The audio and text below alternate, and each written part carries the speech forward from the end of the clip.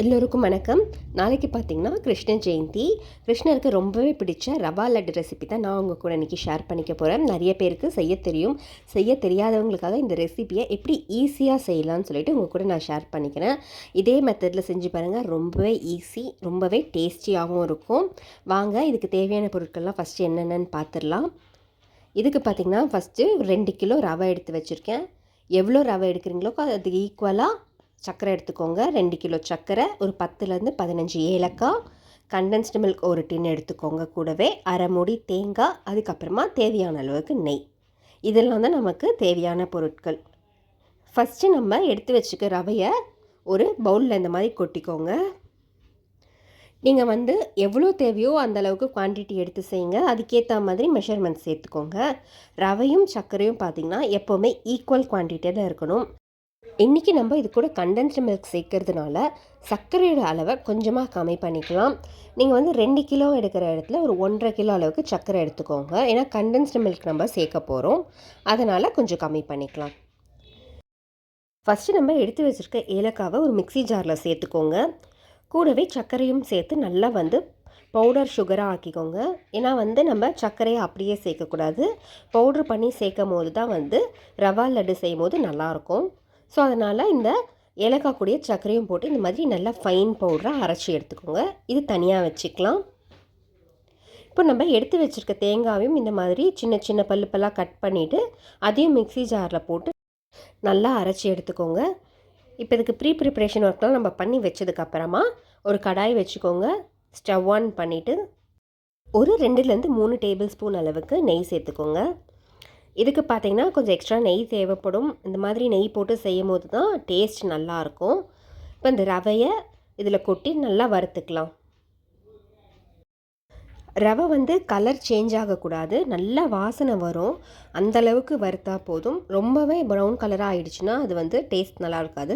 அதனால் ரவை நல்லா சூடாகும். நீங்கள் தொட்டு பார்த்திங்கன்னா நல்லா சூடாக இருக்கணும். அந்த அளவுக்கு வறுத்திங்கனாலே போதும். அப்போ தான் கரெக்டான கன்சிஸ்டன்சியில் நம்ம ரவா லட்டு நமக்கு கிடைக்கும். ரொம்ப வறுத்துட்டிங்கனாலும் ஹார்டாகிடும். ஸோ அதனால் ஒரு 4லேருந்து 5 நிமிஷம் நீங்கள் ஃப்ரை பண்ணாலே போதும். மீடியம் ஃப்ளேமில் வச்சே நல்லா ஃப்ரை பண்ணிக்கோங்க. இப்போ இந்த மாதிரி நெய் போட்டு ஃப்ரை பண்ணும்போது உங்களுக்கு நல்ல கமகமான வாசனை வரும். அந்தளவுக்கு ஃப்ரை பண்ணி நீங்கள் எடுத்து வச்சுக்கோங்க. இப்போ பாருங்கள், நல்லா உதிரி உதிரியாக வந்துருச்சு. இப்போ நம்ம எடுத்து தனியாக இதை ஒரு பவுலில் கொட்டி வச்சுக்கலாம். ரவையை இந்த மாதிரி கொஞ்சம் கொஞ்சமாக சேர்த்து வறுத்து இந்த மாதிரி ஒரு பவுலில் கொட்டிக்கோங்க. மொத்தமாக போட்டு வறுக்காதீங்க. கொஞ்சம் கொஞ்சமாக சேர்த்து வறுக்கும் போது தான் நம்மளுக்கு ஈஸியாக ரவை வறுப்படும். இதே மாதிரி எல்லா ரவையும் நம்ம வறுத்து ஒரு பாத்திரத்தில் கொட்டி வச்சுக்கலாம். இது அப்படியே இருக்கட்டும்.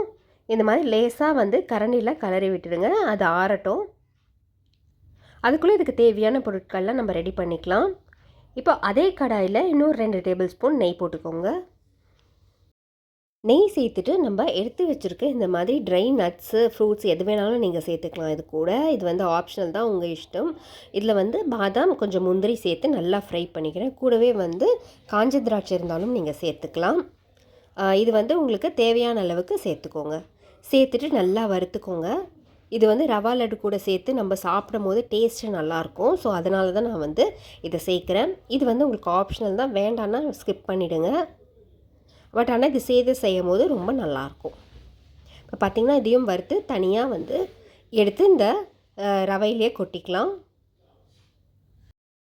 எல்லாம் வறுத்ததுக்கப்புறமா அதே கடாயில் நம்ம அரைச்சி வச்சுருக்க தேங்காவையும் சேர்த்து நல்லா ஃப்ரை பண்ணிக்கோங்க. இதுக்கு நெய் சேர்க்க வேண்டாம், அப்படியே ட்ரை ரோஸ்ட் பண்ணிக்கோங்க.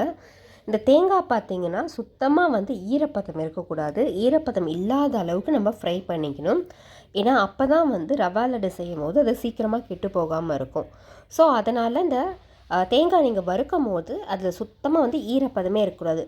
உங்களுக்கே தெரியும், ஒரு 5லேருந்து 10 நிமிஷம் நீங்கள் வறுக்கும் போதே நல்லா உதிரி உதிரியாக வந்துடும். ஸோ அந்த அளவுக்கு நம்ம வறுத்துடணும். இப்போ பாருங்கள், இவ்வளோ உதிரி உதிரியாக நல்லா வறுப்பட்டுருச்சு. இந்த ஸ்டேஜில் நம்ம எடுத்துக்கலாம். இந்த அளவுக்கு நம்ம வறுத்துக்கணும். இதையும் எடுத்து நம்ம அந்த ரவையிலே கொட்டிக்கலாம். இது பார்த்திங்கன்னா ரொம்பவே செய்யறது ஈஸி. நீங்கள் புதுசாக சமையல் கற்றுக்குறீங்கன்னா கூட இந்த டிப்ஸ் எல்லாம் ஃபாலோ பண்ணி செஞ்சு பாருங்கள். உங்களுக்கு ரவா லட்டு சூப்பராக இருக்கும். நிறைய பேருக்கு ரவா லட்டு வந்து இலகி போயிடுது, இறுக்கமா இல்லை அப்படின்லாம் சொல்லுவீங்க. இல்லை ரொம்ப ஹார்டாகிடும். ஆனால் இதே மெஷர்மெண்ட்டில் செய்யும்போது உங்களுக்கு நல்ல டெக்ஸ்சர் கிடைக்கும். ரொம்ப ஹார்டாகவும் இருக்காது, இலகியும் போகாது. ஸோ அதனால் இந்த மெத்தடை ஃபாலோ பண்ணி செஞ்சு பாருங்கள். கண்டிப்பாக நீங்கள் ஃபர்ஸ்ட் டைம் செய்யும் போது கூட சூப்பராக உங்களுக்கு வரும். இப்போ நம்ம இதெல்லாம் சேர்த்துட்டு நல்லா கலந்து விட்டுடுங்க. இந்த ரவை கூட வந்து நம்ம சேர்த்துருக்க பொருட்கள் எல்லாமே நல்லா கலந்துடணும். அதனால் இந்த மாதிரி நல்லா கலந்துடுங்க.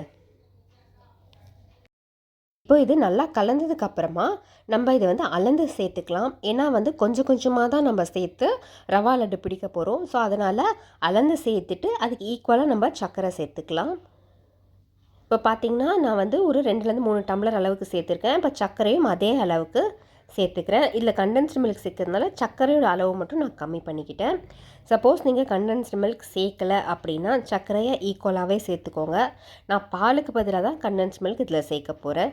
ஸோ அதனால் நீங்கள் அதுக்கேற்ற மாதிரி அட்ஜஸ்ட் பண்ணி சேர்த்துக்கோங்க.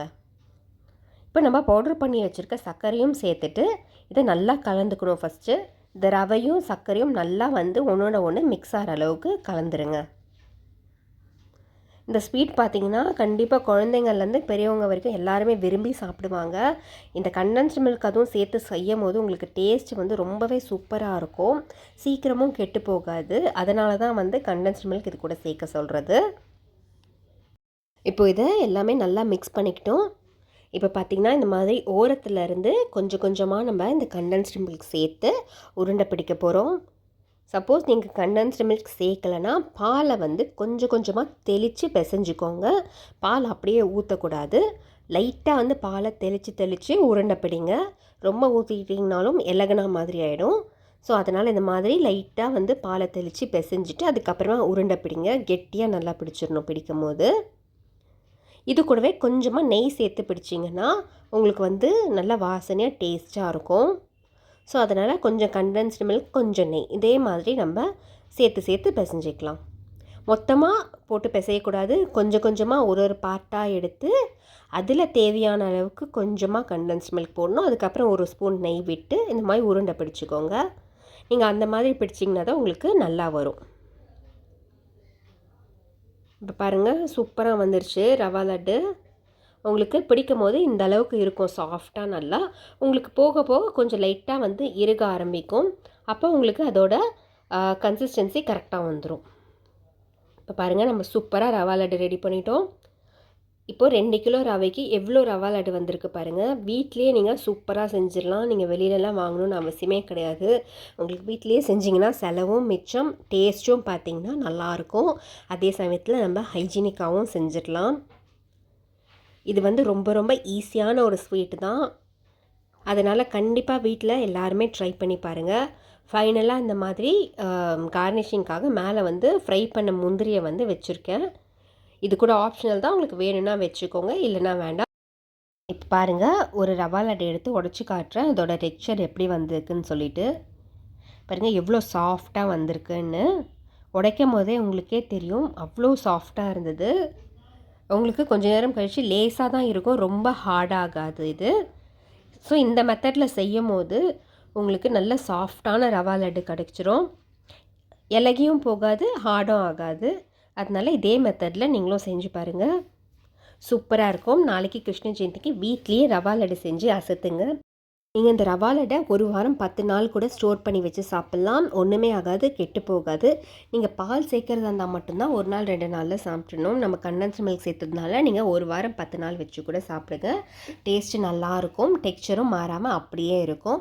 உங்களுக்கு இந்த வீடியோ பிடிச்சிருந்ததுன்னா ப்ளீஸ் லைக் பண்ணுங்கள், ஷேர் பண்ணுங்கள், கமெண்ட் பண்ணுங்கள், சப்ஸ்கிரைப் பண்ணுங்கள். தேங்க்யூ.